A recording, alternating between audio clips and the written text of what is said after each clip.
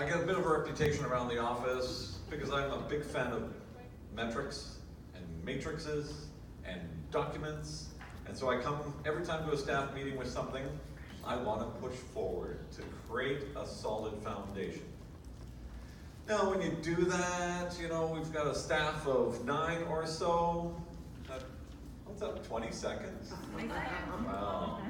I get this look many times from staff. Oh, here comes down the hall to a staff meeting.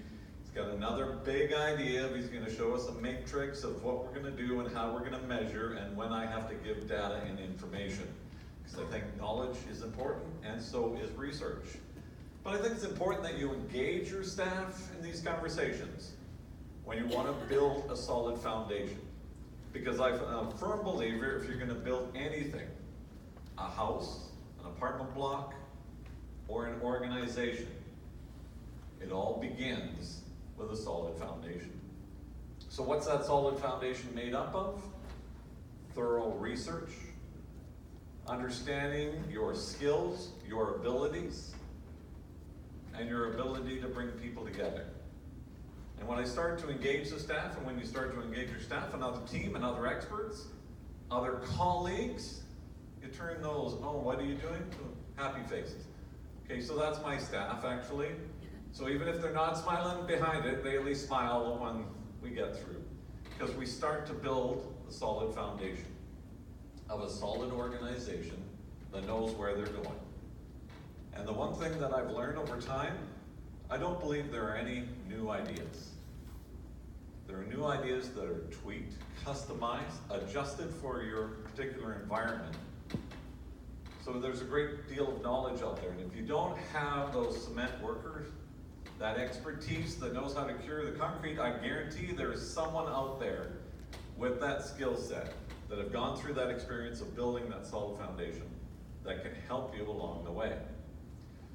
So I'm going to share 2 documents, exciting stuff, 2 documents that we've been working on at the Kelowna Chamber recently.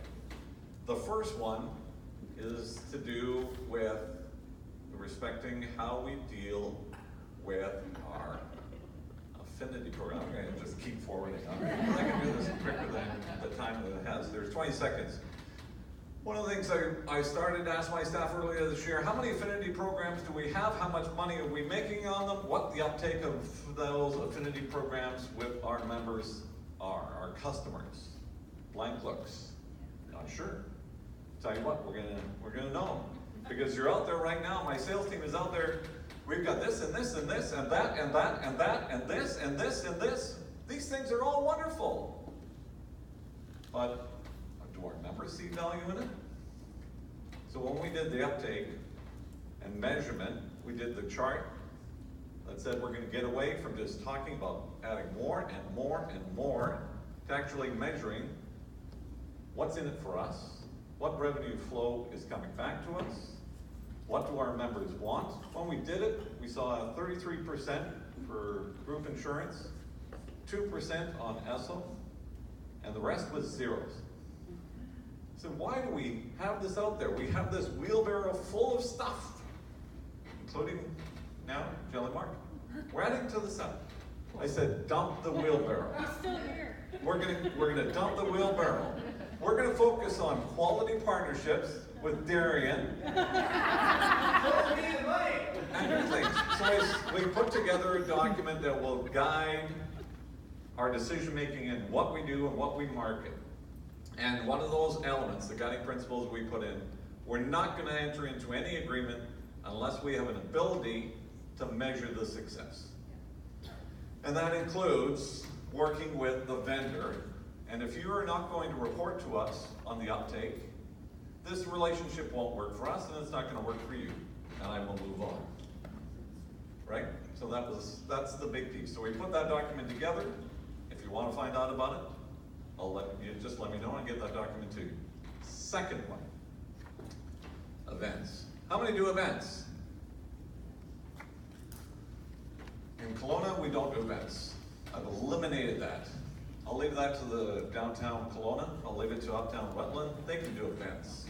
I do programs. I do programs with purpose. How does it get us to where we want to be? It's a bit in the language. We do events. I just don't call it an event, because I want the mindset, the culture shift, to be around, we do programs with a purpose. Then we get into the question of why. And I asked that question to Stephanie. Why do we do an event? How many times did you ask that?